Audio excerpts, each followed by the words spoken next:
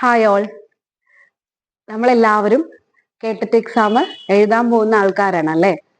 നിങ്ങൾ നിങ്ങളുടെ teacher training course ഒക്കെ കഴിഞ്ഞിട്ട് ഇനി പുതിയൊരു അധ്യാപന ജീവിതത്തിലേക്ക് കടക്കുകയാണ്.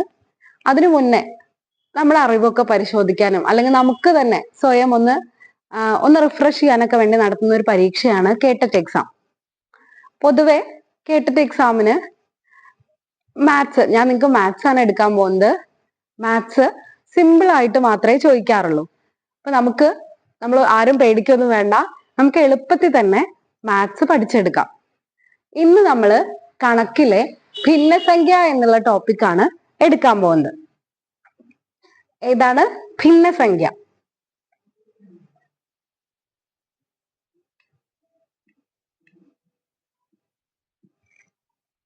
ഭിന്നസംഖ്യ എന്ന് പറഞ്ഞാൽ എന്താണ്? നിങ്ങളോടെ ഒരു ദിവസം രാവിലെ അമ്മ പറയാണ്, കിടന്നുറങ്ങിയതൊക്കെ മതി, പോയി കടയിൽ പോയിട്ട് ഒരു 1/2 കിലോ പഞ്ചസാര വാങ്ങിയിട്ട് വന്ന്. എത്ര വാങ്ങാൻ പറഞ്ഞ്? 1/2 കിലോ. പ്രത്യേകം പറഞ്ഞു 1 കിലോ വാങ്ങരുത്, 1/2 കിലോയെ വാങ്ങാൻ പാടുള്ളൂ. അപ്പൊ നമ്മൾ എത്ര വാങ്ങി? 1/2 കിലോ പഞ്ചസാര വാങ്ങി. കൂടെ ഒരു 1/4 കിലോ പരിപ്പ് വാങ്ങാൻ പറഞ്ഞു. ഒരു 1/4 കിലോ പരിപ്പും വാങ്ങാൻ പറഞ്ഞു. 1/2 കിലോ 1/4 കിലോ അല്ലെ? ഞാൻ വെറുതെ ഒരു പഞ്ചസാരയും ഒക്കെ നമ്മൾ എക്സാമ്പിൾ ആയിട്ട് പറഞ്ഞതാണ്. നമുക്ക് ഇവിടെ എന്താ ഇമ്പോർട്ടന്റ്? നമ്മുടെ അരയും കാലും. അരേനെ നമ്മൾ എങ്ങനെ എഴുതി? 1/2. കാലിനെ 1/4. ഇങ്ങനെ എഴുതുന്ന സംഖ്യകളെയാണ് നമ്മൾ എന്ത് പറയാ? ഭിന്നസംഖ്യകൾ എന്ന് പറയാം. 1/2 1/4 മാത്രാണോ ഭിന്നസംഖ്യ? അല്ല. ഏതൊക്കെയാ? എങ്ങനെ എഴുതാണെങ്കിലും ഈ എഴുതുന്ന സംഖ്യകളൊക്കെ എന്താണ്? ഭിന്നസംഖ്യകളാണ്. ഇത് ഏത് ഫോമുല? ഇതൊരു P/Q ഫോമുല ആണ് അല്ലെ? പിയും ക്യൂവും ഏതോ 2 റിയൽ നമ്പേഴ്സ് ആണ്. അങ്ങനെയാണെങ്കിൽ P/Q ഫോമുല എഴുതുന്ന സംഖ്യകളെയാണ് നമ്മൾ എന്ത് പറയാ? ഭിന്നസംഖ്യ എന്ന് പറയാ. ഇവിടെ ഒരു ചെറിയ പ്രശ്നം ഉണ്ടല്ലോ. എന്താണ്? എനിക്ക് തോന്നുകയാണ് എനിക്ക് റിയൽ നമ്പർ എഴുതാലോ. അപ്പൊ ഞാൻ ക്യൂവിന് പകരം 0 എഴുതി എന്താ ചെയ്യാം? ഒന്നുമില്ല, P/0. ഇത് ഡിഫൈൻഡ് ആണോ? ഛേദത്തില് ഇങ്ങനെ 1/2 1/4 എന്നൊക്കെ എഴുതുന്നതില് മുകളിൽ എഴുതുന്ന സംഖ്യയെ നമ്മൾ വിളിക്കുന്നത് അംശം എന്നാണ്. താഴെ എഴുതുന്ന സംഖ്യയെ നമ്മൾ വിളിക്കുന്നത് ഛേദം എന്നാണ്.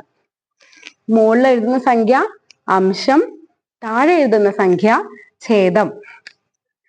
മുകളിൽ എഴുതുന്ന സംഖ്യയെ നമ്മൾ വിളിക്കുന്ന പേരാണ് അംശം, ബൈ താഴെ എഴുതുന്ന സംഖ്യയെ നമ്മൾ വിളിക്കുന്ന പേരാണ് ഛേദം. നോമിനേറ്ററും ഡിനോമിനേറ്ററും. അംശം അഥവാ നോമിനേറ്റർ, ഛേദം അഥവാ ഡിനോമിനേറ്റർ.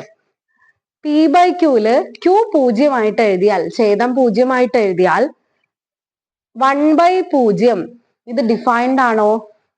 അല്ല അല്ലെ? ഇത് ഡിഫൈൻഡ് അല്ല. അപ്പോ നമുക്ക് ഇങ്ങനെ എഴുതാൻ പറ്റില്ല. നമ്മൾ എന്താ എഴുതണം? ഭിന്നസംഖ്യ എന്ന് പറഞ്ഞാൽ P/Q ഫോമിൽ എഴുതുന്നതാണ് where Q is not equal to 0. ഭിന്നസംഖ്യ എന്ന് പറഞ്ഞാൽ P/Q ഫോമിൽ എഴുതുന്ന സംഖ്യകളെയാണ് നമ്മൾ ഭിന്നസംഖ്യകൾ എന്ന് പറയുന്നത്. അതിൽ ഛേദം അഥവാ Q ഒരിക്കലും എന്താവരുത്? 0 ആവരുത്. ഓക്കെ അല്ലേ? അപ്പൊ നമ്മൾ എന്താണ് ഭിന്നസംഖ്യ എന്ന് പറഞ്ഞു. ഇനി നമുക്ക് എന്ത് നോക്കണം? എത്ര തരം ഭിന്നസംഖ്യകൾ ഉണ്ടെന്ന് നോക്കണം അല്ലെ? എത്ര തരം ഭിന്നസംഖ്യകൾ ഉണ്ടെന്ന് അറിയോ? 3 ടൈപ്പ് ഓഫ് ഭിന്നസംഖ്യകളാണ് ഉള്ളത്. നമുക്കത് ഏതൊക്കെയാണെന്ന് നോക്കാം. ഒന്നാമത്തെ ടൈപ്പാണ്, ഒന്നാമത്തെ ആള് നമ്മുടെ പോലെ സാധാരണക്കാരനാണ് കേട്ടോ. അപ്പൊ ആളെ നമുക്ക് എന്ത് വിളിക്കാം? സാധാരണ ഭിന്നം. ഒന്നാമത്തെ ആള് നമ്മളെ പോലെ സാധാരണക്കാരനായിട്ടുള്ള ഒരു ഭിന്നസംഖ്യയാണ്. ആളെ നമ്മൾ സാധാരണ ഭിന്നം എന്ന് വിളിച്ചു. നമ്മൾ ഭിന്നസംഖ്യകളെ ഇംഗ്ലീഷില് ഫ്രാക്ഷൻ നമ്പേഴ്സ് എന്നാണ് പറയാ. സാധാരണ ഭിന്നത്തിന്റെ ഇംഗ്ലീഷ് പ്രോപ്പർ ഫ്രാക്ഷൻ. സാധാരണ ഭിന്നം അഥവാ പ്രോപ്പർ ഫ്രാക്ഷൻ. ഒന്നാമത്തെ ആള് സാധാരണ ആണ്, രണ്ടാമത്തെ ആള് കുറച്ച് സാധാരണ അല്ലാത്ത ഒരാളാണ് കേട്ടോ. കുറച്ച് വിഷമം പിടിച്ച ഒരാളാണ്. അപ്പൊ ആളെ നമുക്ക് എന്ത് വിളിക്കാം? വിഷമഭിന്നം. വിഷമഭിന്നം അഥവാ ഇംപ്രോപ്പർ ഫ്രാക്ഷൻ.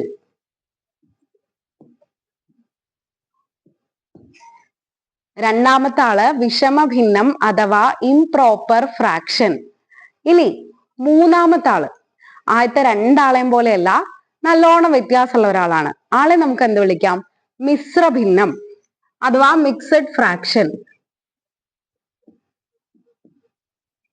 മൂന്നാമത്തെ ആള് മിശ്രഭിന്നം അഥവാ മിക്സഡ് ഫ്രാക്ഷൻ.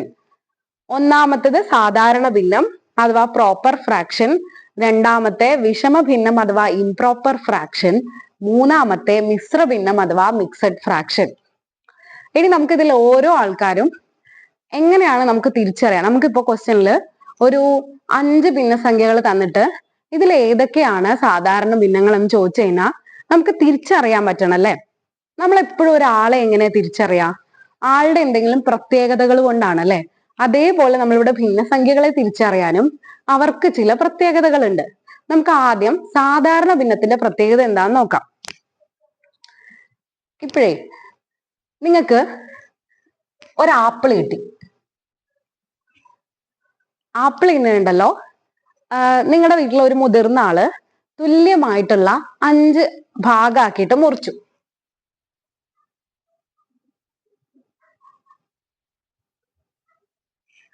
എന്റെ ചിത്രത്തിൽ ഇത് കറക്റ്റ് തുല്യഭാഗമല്ല, പക്ഷെ ഞാൻ തുല്യമായിട്ടാണ് കേട്ടോ വീതിച്ചിട്ടുള്ളത്. എന്നിട്ട് അതിലെന്ന് പറഞ്ഞിട്ടൊരു കുട്ടിയുണ്ട്. കുട്ടിക്ക് ഇതിൽ ഒരു കഷ്ണം കൊടുത്തു, ഒരു കഷ്ണം ആപ്പിള് അതുലിന് കൊടുത്തു. ഓക്കെ,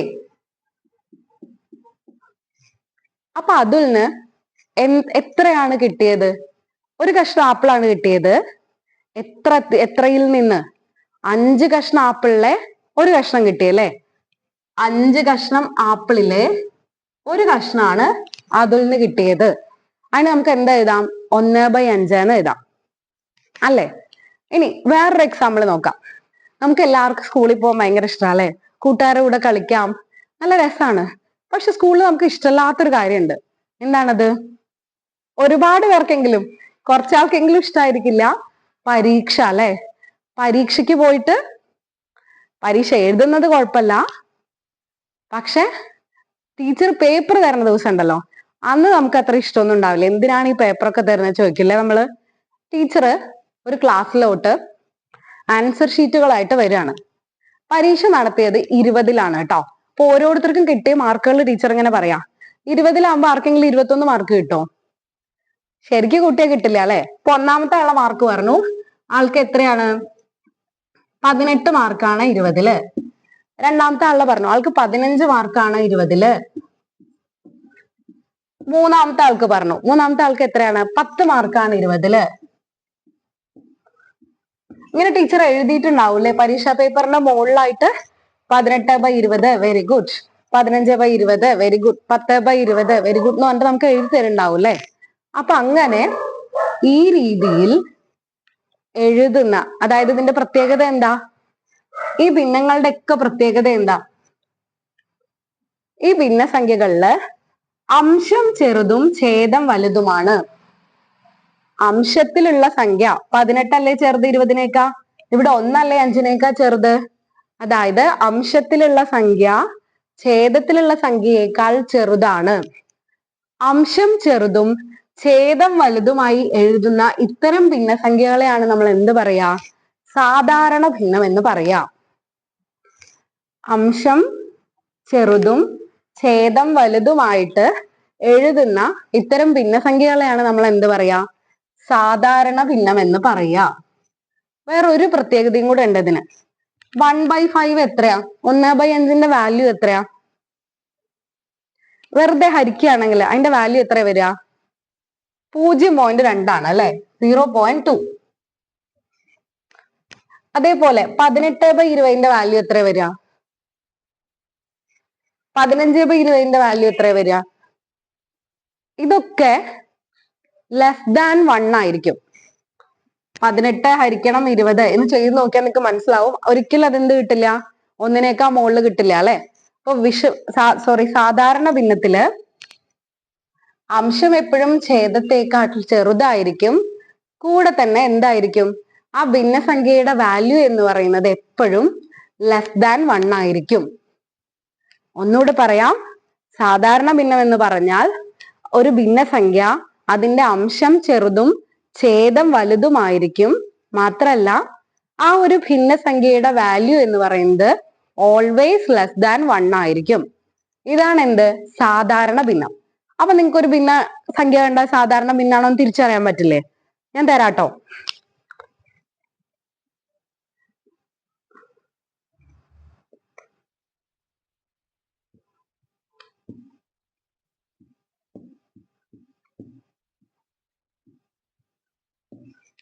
ഒന്ന് ബൈ 8, 2/3, 5/6, 8/9 ഇങ്ങനെ 4 ഭിന്നസംഖ്യകൾ ഞാൻ എഴുതിയിട്ടുണ്ട്. ഇതിൽ ഏതൊക്കെയാണ് സാധാരണ ഭിന്നം നോക്കാം. ഒന്നാമത്തെ, അംശം ഛേദത്തേക്കാൾ ചെറുതാണ്. അംശം ചെറുതും ഛേദം വലുതുമാണ്. 1 8നേക്കാൾ ചെറുതല്ലേ? ഇതിന്റെ വാല്യൂ എന്ന് പറയുന്നത് എന്തായിരിക്കും? 1/8 എന്തായിരിക്കും? ലെസ് ദാൻ 1 ആയിരിക്കും. അപ്പൊ ഇത് സാധാരണ ഭിന്നാണ്. 2/3 എന്താണ്? 2 ചെറുതും 3 വലുതും. അംശം ചെറുതും ഛേദം വലുതുമാണ്. ഈ ഒരു ഭിന്നസംഖ്യയുടെ വാല്യൂ ലെസ് ദാൻ 1 ആണ്. 5/6 നിങ്ങക്ക് വാല്യൂ എന്ന് പറയുന്നത് മനസ്സിലായില്ലേ? നമ്മളിപ്പം 5/6 എന്ന് പറഞ്ഞാൽ അതിന്റെ അർത്ഥം 5 ഹരിക്കണം 6 എന്നാണല്ലോ. ഇതിന്റെ വാല്യൂ ആണ് ഞാൻ പറഞ്ഞത് എന്ത്? ലെസ് ദാൻ 1 ആയിരിക്കും. 5/6 എന്ന് പറഞ്ഞാൽ 5 5 ഹരിക്കണം 6 എന്നാണല്ലോ. അതിന്റെ വാല്യൂ 1നേക്കാൾ ചെറുതായിരിക്കും എന്നാണ് പറഞ്ഞത് അല്ലെ? 5/6 എത്രയാ? 1നേക്കാൾ ചെറുതാണ് അല്ലെ? അപ്പൊ ഇതും എന്താണ്? സാധാരണ ഭിന്നാണ്. ഇനി 8/9. 8 അംശം ചെറുതും ഇവിടെ ഛേദം വലുതുമാണ്. അതിന്റെ വാല്യൂ 1നേക്കാൾ ചെറുതാണ്. അപ്പൊ ഇതും എന്താണ്? സാധാരണ ഭിന്നാണ്. ഇനി വേറൊരു എക്സാമ്പിൾ ചോദിക്കട്ടെ ഞാൻ.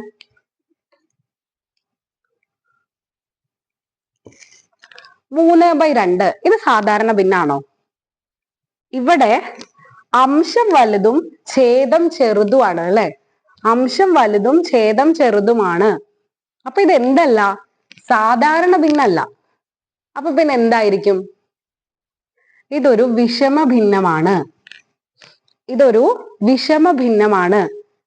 അംശം വലുതും ഛേദം ചെറുതുമായി വരുന്ന സംഖ്യകളെയാണ് എന്ത് പറയാ? വിഷമ ഭിന്നം എന്ന് പറയാ. ഒരു ഭിന്നസംഖ്യയുടെ അംശം വലുതും ഛേദം ചെറുതുമാണെങ്കിൽ അതാണ് വിഷമ ഭിന്നം. സാധാരണ ഭിന്നത്തിന്റെ നേരെ ഓപ്പോസിറ്റ് എന്ന് ആലോചിച്ചാൽ മതി. ഓക്കെ. മാത്രല്ല ഈ ഒരു വിഷമ ഭിന്നത്തിന്റെ വാല്യൂ എപ്പോഴും എന്തായിരിക്കും? ഗ്രേറ്റർ ദാൻ 1 ആയിരിക്കും. 3/2 നിങ്ങൾക്ക് അറിയാം 1 പോയിന്റ് സംതിങ് വരും അല്ലെ? 3 ഹരിക്കണം 2 എന്ന് പറയുന്നത് 1 പോയിന്റ് സംതിങ് വരും. അപ്പോ വിഷമ ഭിന്നം എന്ന് പറഞ്ഞു കഴിഞ്ഞാല് അംശം വലുതും ഛേദം ചെറുതുമായിരിക്കും.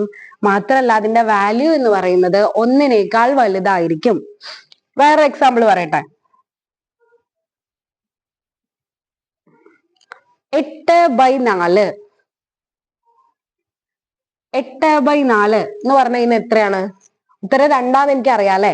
ഇത് എന്ത് ഭിന്നമാണ്? ഇതൊരു വിഷമ ഭിന്നമാണ്. ഇതിന്റെ വാല്യൂ 1നേക്കാൾ വലുതാണ്. മാത്രല്ല അംശം വലുതും ഛേദം ചെറുതുമാണ്. ഓക്കെ. വേറെ ഒരെണ്ണം നിങ്ങൾ പറഞ്ഞു നോക്കൂ.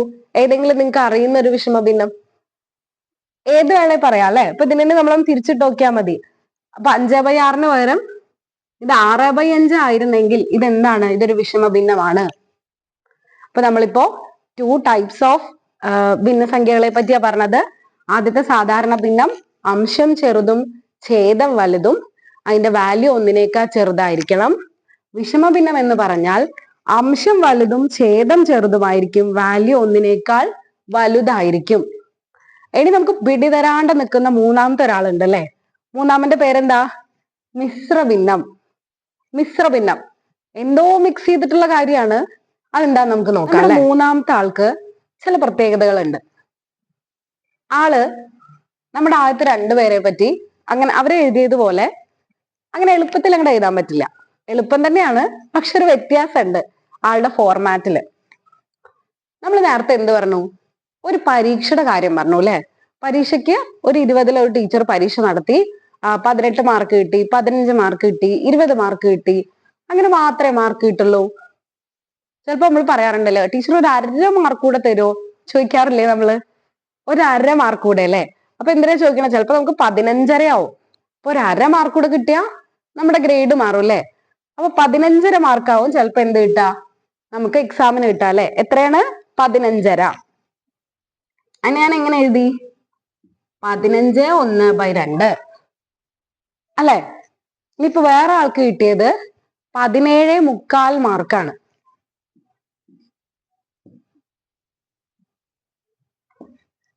17.25 മാർക്കാണ്. ഇനി വേറൊരാൾക്ക് കിട്ടിയത് 11.5 മാർക്കാണ്. ഏതോ ഒരു കുട്ടിക്ക് 15.5 മാർക്ക് കിട്ടി, ഒരാൾക്ക് 17.25 കിട്ടി, ഒരാൾക്ക് 11.5 മാർക്ക് കിട്ടി. ടീച്ചർ നിങ്ങൾക്ക് എക്സാം ഷീറ്റിൽ 15.5, 17.25, 11.5 ഒക്കെ എഴുതി തന്നു അല്ലെ?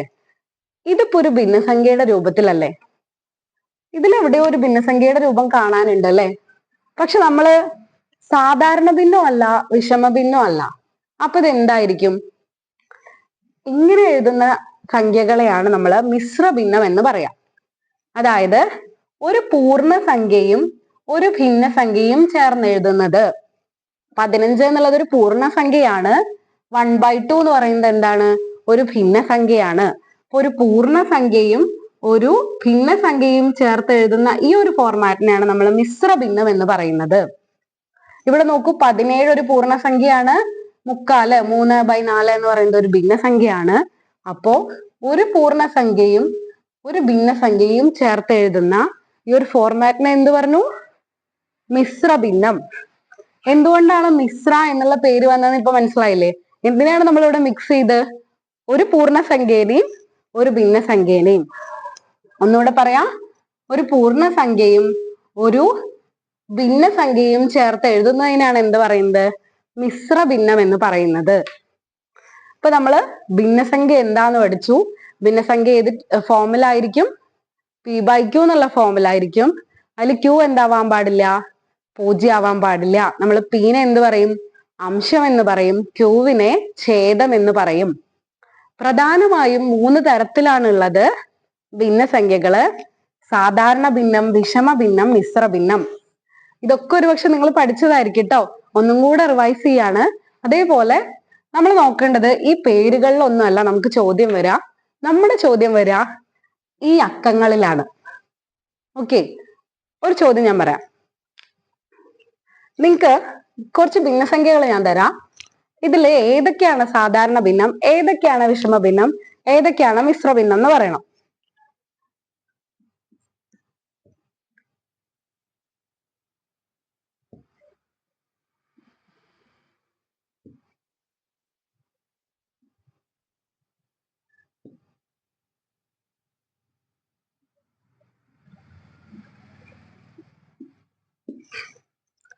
സിമ്പിൾ ആയിട്ടുള്ള ചോദ്യമാണ് അല്ലേ? ഒന്നാമത്തെ ഇതാണ് 1/2, 2/3, 6/2, 8/9, 11, 1/4. 1/2 ഇതിൽ ഏതാണ്? വിഷമ ഭിന്നാണോ, മിശ്ര ഭിന്നാണോ, സാധാരണ ഭിന്നാണോ? എന്ത് നോക്കണം? അംശം ചെറുതും ഛേദം വലുതുമാണ്. ഇതിന്റെ വാല്യൂ എന്ത് കൂടിയാണ്? 1നേക്കാൾ ചെറുതുമാണ്. അപ്പൊ ഇതെന്തായിരിക്കും? സാധാരണ ഭിന്നാണ്. സാധാരണ ഭിന്നത്തിന് ഞാൻ കറുത്ത മഷി കൊണ്ട് അടയാളപ്പെടുത്തിയിട്ടുണ്ട് കേട്ടോ. 2/3 അംശം ചെറുതുമാണ്, ഛേദം വലുതുമാണ്. വാല്യൂ എന്ന് പറയുന്നത് 1നേക്കാൾ ചെറുതാണ്. അപ്പൊ ഇതെന്താണ്? ഇതും സാധാരണ ഭിന്നാണ്. അടുത്തത് 6/2. ഇവിടെ ഒരു വ്യത്യാസം ഉണ്ട് അല്ലെ?